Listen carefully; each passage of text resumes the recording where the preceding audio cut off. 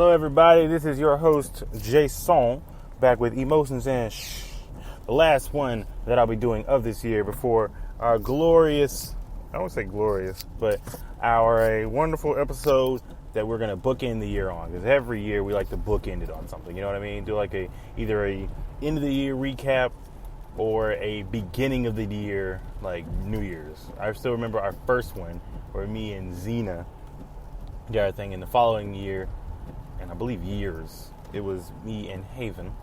But this one, I might bring in somebody else. But anyway, this episode is going to be a redux. And for people who don't know, redux is like a redo, a remastered, whatnot. A few weeks ago, I did a thing about open relationships. And I got to sit down with somebody who gave me their take on that. And we mixed our experiences and whatnot in this area. And I wanted to reflect on that. Maybe later I might actually upload that episode. They didn't really want me to do that, so it was more like a written thing. They wanted me to write it down for an article, but that is not going to come for a lot longer because it's supposed to be a New Year kind of thing, so at least a week. But anyway, back on topic. For those people who don't know what that is, an open relationship is where you have agreed upon rules it's the point where there's different levels to it. Let me explain. Let me stop, gather my thoughts, and explain. An open relationship is where you have opened up your relationship to different sexual partners. I say sexual because you can, in theory, open up to all facets where it's like you can date other people, like emotionally date them. You can essentially establish a deep emotional, spiritual, whatever connection to other people. And that falls on a different term. That's either a polygamous relationship or a polyandry. I can't speak now, but that's basically what that would be. But for argument's sake, his definition of polygamy or open relationship is we're free to mess with other people. Now, there are different degrees of that. There is don't tell me about it, right? Don't tell me about it. I don't want to know nothing about it. Or there's I want to know all the rules and stuff like that. And in my case, I would prefer to know what's going on, who with, things like that, things of that nature. I want to know where you're at, not in a controlling way, but in a way where it's like for safety. Like if you're with, I'm throwing Kyle. If you're with Kyle, let me know. And if I'm with Christina, let me know, and I'll let you know. It's just for safety purposes. Now, open relationships, discussing with him is actually a really tricky thing that he had to overcome. You see, our guest, who will now be referred to as, let's see, what's a good code name for him? You know what I'm going to do? I'm going to use my middle name as his code name. Not my real middle name, but my fake middle name. Okay? So, no. I'm going to call him Robert. I've always wanted to be called Robert. But anyway, Robert, basically, he said the big thing he had to overcome was he was actually really into the idea of his girlfriend going out with other people. A big pitfall for him is that the idea crept into his head that she was having a better time with somebody else, that she was doing cooler things with the other person. Like, for example, there's a lot of sex stuff that he could not do. Like, he's in the same boat as me where I can't do anal. For you people who, sorry, it was TMI, but I can't do it. Not to toot my own horn, but I have too much girth. Like, I'm not going to pump myself up like, I'm slinging a tree down here, but I have been told I have too much girth, and that would make it, more difficult. It can be done, but it'd be a chore, and it's just not worth it. But in his case, he couldn't do it as well, but the person that she had chosen to be her singular person outside the relationship could do it. And that other person, what he didn't realize is that other person is there not for an emotional connection. That other person is there for sex. They're there for touching, fucking, just doing wild and crazy sex. They are there to clock in, bust a nut, and clock out. And that bothered him because he assumed that he wanted all the emotional attachment and still be number one at sex stuff, and this person is somebody different. He didn't realize that you do run the risk of them running into somebody who is more sexually compatible or willing to do wilder things. Something I had to deal with too, where it's just like that person is going to be better at those things. And that is a risk you really have to run into if you really, cool with this. He liked to watch. I like to watch as well, but I like to watch anybody have sex. It's just like a cool thing. but he liked to watch. And when it comes to watch, there's two terms. There's actually a slew of terms that I'm going to find for you for this episode. The first term is the most famous term when involved in this, and that's a cuck. A cuck/cuckold. That is a person who enjoys watching, but there's a kick to that. A lot of cuckolds like to be, what that term implies, humiliation. They get sexually aroused if they're being humiliated by their partner. If their partner has found somebody sexually superior to them, either in size, girth, speed, stamina, length, things like that. They found somebody who could satisfy their every need, satisfy every inch of them, top, bottom, all that good stuff. And, in a lot of cases, that's cool, but it's the humiliation aspect. I've seen some cases where people I know, they want to either see or know that their significant other is having sex with somebody better than them. And they sometimes want to hear on the phone or through a video, whatever, of their significant other saying, he's so much bigger than you. He's so much better than you. And the flip, I've seen a cuckoldress where like a girl's like, oh, it's her junk, is it wetter than mine? Is it tighter than mine? Am I trash? Tell me I'm trash. Because they get off knowing that their person is pleasuring someone else better than them. Not my thing. I would never want to be humiliated. Humiliation is not like a turn on for me, but a lot of people it is. Well, not a lot, but a fair amount of people. That's what a cuckold/cuckoldress is, and a cuck. Also, you have to stray to more territory that has been in, which is a stag.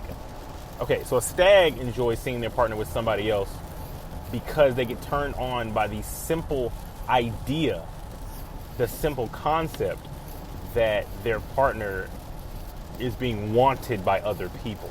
And because other people want them, it turns them on more. I can get down with that. That's actually pretty fucking cool. Where it's like with people who date porn stars. They find their partner even more attractive and want to have sex with them because all these people want you and they can have you for a minute, but I have you whenever I want, kind of deal. And that it's called reclaiming when they take it back. Again, this is great information. Between Google interviewing Robert, it was actually pretty cool. But in these stags, because we love animals, also deal with vixens. Vixens are the significant others that go out and find these dudes and sleep with them and let their partner know, all this stuff. And it's an interesting dynamic. And the reason I use those, when I use those terms, vixen and stag, is those two terms are interlocked together. They are tied essentially together. And like, for example, and I could be wrong. If I'm wrong in the comments or whatever, you guys will do what you do and you'll let me know. Trust me, my email's got plenty of that. But yeah, anyway, yeah. The reason I say that is I skipped the term cuck, okay? A cuck, like we said, likes to be humiliated. And when the significant other, the cuckoldress or whatever, is sleeping with another person, they're sleeping with a bull. Cuck and bull are connected. Cuck, humiliating the man, lessering him as a man, all that, stuff.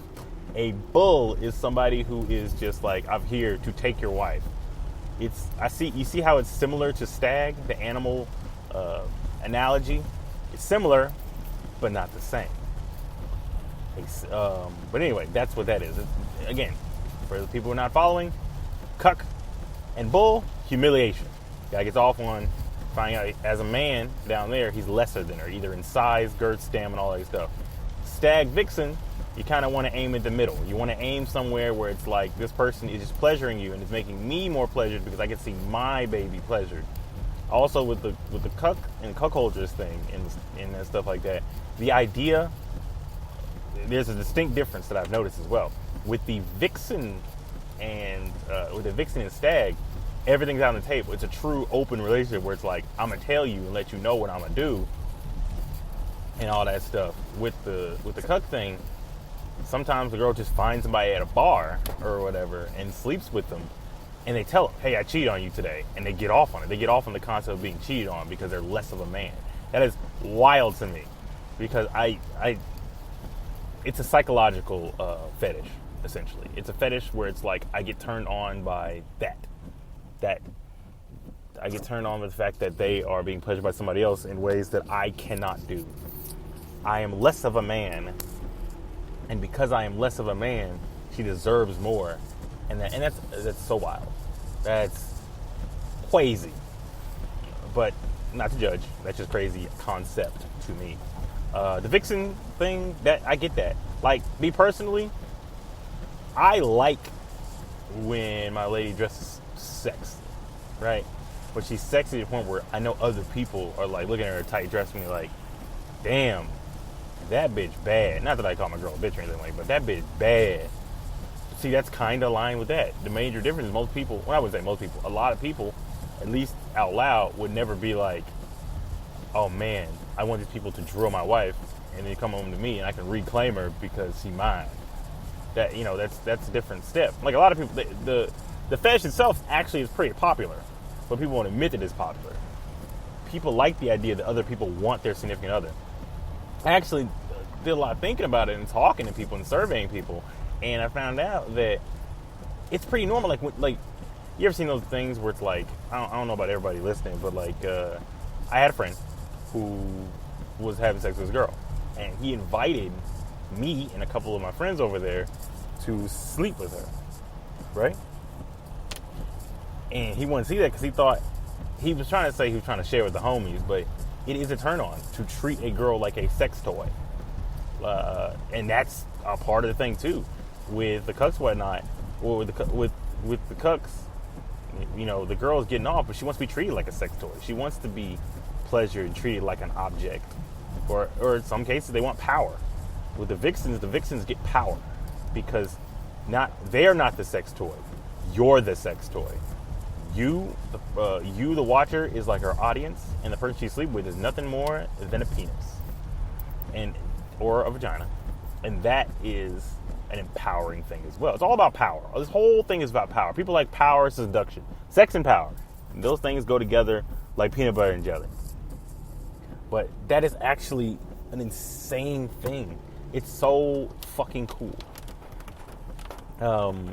Also, he was talking about, like, it was wild for him because he had a instance where his significant other wanted a quote-unquote night to herself, which a night to herself is pretty much whether you're in either one of the relationships, either as a stag or a cuck, you let your significant other go off without you.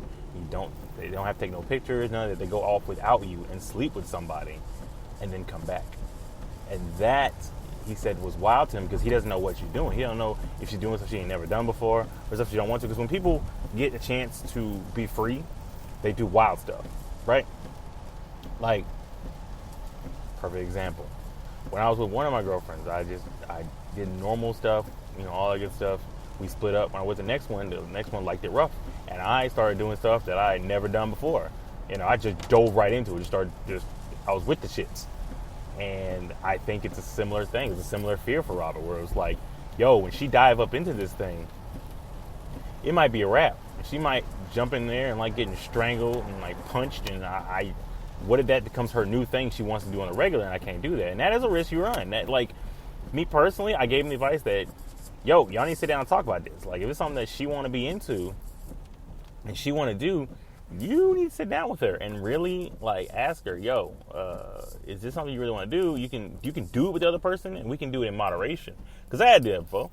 Not the exact same situation, but one of the things where, like, she was like, hey, yo, I like this stuff. And I'm like, man, I'm not really comfortable with that, but this is for you, because you do stuff that you're not really comfortable for. Like me, I like being watched. And I know a lot of people I've dated, they ain't down with the being watched part, but they've done it for me. So I think it's only fair that you meet them halfway. That's the whole thing about this. You need to have open communication. When I hear the word open when in relationships, I don't necessarily just go right to sexual stuff. I feel like open communication. Because if you ain't got that, y'all just having a talking situation. Y'all just talking. Y'all not really dating, you know? And, like, that freedom and trust, if done properly, I will say, if you actually trust your significant other, like, truly, not that BS trust, but for real trust, it actually can work out in your favor. It can be something that is sweet. It can be something that, you know, trusting each other, like legit trusting one another. And it's beautiful, really, really think about it.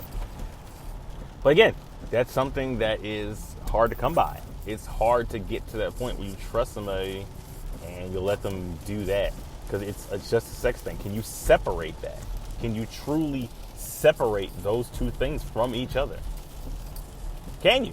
Because if you can't, you're stuck in a situation where, like, it might ruin your relationship. And that's the thing with him. He was like, it ruined one of my relationships, but the second one, we had to sit down and have real talk, and that's what it is, communication. Me personally, my sex drive is wild. My sex drive is very high at times. It's random. And sometimes I'm like, yo, take your pants off. Other times I'm like, I'm good. And that was the thing with him too. He was kind of like that, but more extreme. Sometimes he just wanted to sit back and watch. So he would do a thing where he watched. He liked to voyeur. Yeah, he liked to be a voyeur. Voyeur is where you just watch and stuff like that. And it was so fascinating. You know what I mean? It was just like, it was a different thing. And a lot of times they'll record because you have to have rules. And the rules are so wild. Like, a lot of people come up with these, like, super detailed, super elaborate rules. And I was told that if you come up with super elaborate rules, it's not going to work, because you just need general rules that you adapt for the situation. You know what I mean? Like, for example, I tell you the thing that made him, like, almost lose his shit. And rightfully so. It wasn't her fault, but it's a situation where I could lose my shit about that too. And here's a quick little story for you. The wildest thing was, I asked him, because you have to have a selection with that. Where do you find strangers? Do you find friends? Do you find exes? And then that was going to be the wildest part of it. And so he actually was telling me, he was actually explaining to me something so wild. He explained to me that in his case, he let her decide who. And she picked exes because she wanted to add to her body count, which I get that people still, like, hold a lot toward that body count thing. I don't really care about the body count thing, because it's just, when you're trying to count a body count, like, there's different terminology, there's different levels to it, you know what I mean? And it's one of those cases where it's like, do you count just penetration? Or do you count oral? Or, I don't know, over the pants stuff? Like, what do you count? Sensual things? Like, kink stuff? Like, where they spank you, whip you, finger you, peg? Like, where's the definition? That's why I think body count is dumb. It's dumb because there's so many metrics of measuring it, and it doesn't really matter, because a lot of people think, so stupidly, a lot of people think that if somebody's inside you, like, if enough people are inside you, you'll get worn out, like the vagina. That's dumb. They have no idea how the vagina works. The vagina is your vagina. It may change with age, but it does not change with frequency like that. Like, yes, the vagina it'll pop back to, like, yes, it will get quote unquote stretched out if you're messing with somebody, but that's not really stretching out. It's more of just taking form so it can fit better, so it's not as hard. It's the female's magical ability to adapt, because, the female body is magical. I just learned recently that their breasts adapt to each child when they latch onto them, where they produce certain proteins specific for that child, which is magical because they're magic. Anyway, but no, that's dumb. That's a dumb concept. So, like, the reason I say the body count thing, she want to add to that, so she instructed a friend. And to me, that's a hard contention point. That's a contention point for me, because I don't know how I feel about a friend. You know what I mean? Because it's like, is it my friend? Is it her friend? Is it our friend? Like, I ran into a similar situation where, like, me and one of my significant others wanted to, I say one, I got multiple ones. So it's like, hey, let's mutually date our best friend, who is a girl. And I'm like, that'd be interesting. I did not go with it, because it's just not, I was already living it. Like, I'm living it now. Like, it's not the same people, but I realized while saying that I'm living it now. Like, I have my girlfriend, and then our mutual best friend doesn't live with us, but she practically does at the same time. So, like, I see her all the time, and she formulates like an extra girlfriend. I can tell you right now, too much, not for me. I don't like having two of them. It's too much, not for me. I see how people do it. I can't do it, not for me. And like, I'm not having sex with her or anything like that. But like, even if I was, I don't think it balances out. Nope, not for me. But no, she got a specific ex. And my only issue that he brought up was that when you're dealing with exes, they have to know what the line is. They know they're just for that sex thing. With exes, they like to attach emotions to it, ownership, blah, blah, blah, things like that. And they have to understand the rules, because with Robert, his rules were violated. His rules were like, nobody can watch. Like, nobody other than me. And no one can be in the house when you're doing the thing. And when, it wasn't her fault, but when the dude was like, hey, so my homeboy's here, can he watch? She was like, no, because she's not stupid. 99.9% of the time, if your homeboy trying to watch you smash a girl, you trying to run it into a three-way or a train. Let's be real. Don't pretend like the girl is dumb and think he's gonna run with that. She was like, yo, you can either tell him to leave and we can lock the door behind him, like he get out of the house, or I'm going home, which is the right thing. And that was a level of trust. She told him that because he wouldn't have known otherwise. That's why he wasn't mad, because they had that level of openness and whatnot. I couldn't do that. I trust my girl, all that good stuff. But she's a very trusting and loving person. And so there is a very good chance she could just like tell him, you know, she wouldn't let him do that, but she wouldn't leave the situation, because she would just trust that he would do what he's supposed to do, because she is like a forgiving and loving person. Like, when she forgives you, she never holds any of your past aggressions against you. Not my lifestyle. I guess that's how we work together so well, because she doesn't do that. And I hold stuff against people. I don't forgive and forget. I just can't do that. It's not in my nature. Physically, it's not in my nature. I cannot do it. Like, I'm just being real. And so, pretty much, I had, that happened. So I was in this, getting nitty gritty into this thing. He also explained that if you're trying to do like a swinger thing, like an open like group thing, it's also tricky in and of itself, because if you don't have an equal amount of friendship between the members, it gets messy, because it ends up with one person being closer friends with the other one. Because I was explaining this to Yoga Girl, my friend Yoga Girl. We call her Yoga Girl. I was explaining to her earlier that what is the fundamental difference between dating somebody and having a friends with benefits with your best friend that you see every day and talk to every day, all day. And she was like, I don't really know, because there is no real true difference other than title. And that can get messy real quick, because you run into that situation where like you're doing romantic, sweet things with them, but you're not officially dating them, so you don't know what you are. And that's an issue that he ran into. Like, he had a lot of issues, but he worked through them. And that would be an issue for me too. Like, you got to tell these people that they're just there to service as this. And same thing with a girl. The girl you messing with has to understand. She's just there to ride and then ride out. Like, she's not going, like, if y'all friends, y'all can hang out, but it's got to be a separation. Because with the open thing, it's not a polygamous or polyamory thing, where it's like they are not equals. They are not equals with your significant other, and they have to understand that they are not equals. Do not trick them. Do not deceive them. Do not make them think that they are equals. If they believe they are equals, they will take equal liberties. They were like, well, yo dude or yo chick let you do this. Yeah, because that's my dude or my chick. You are my side dude or my side chick or whatever they are. You know, whatever terminology like these. Some people use side chick and side dude. I found it to be a little confusing. I just say friends with benefits or whatever term you want to use it. It's all applicable. But yeah, that is you have to understand the rules and regulations of the situation. And if you don't, it gets messy. And messy is never good. And that is the situation they run into. Like, it was a fascinating interview. Fascinating. I might actually post it later. But I just want to do this one to cap off the end of the year, because at the beginning of the year, once I get approved for all this stuff, I have wonderful news for you guys. It's going to be very interesting. It's going to be a venture that I'm going to give you a weekly update on. And if it works out the way I think it is, I might have more guests on here. And it's going to be great. So I just wanted to sign off on that. This has been your host, Jason. And this has been Emotions and Shh.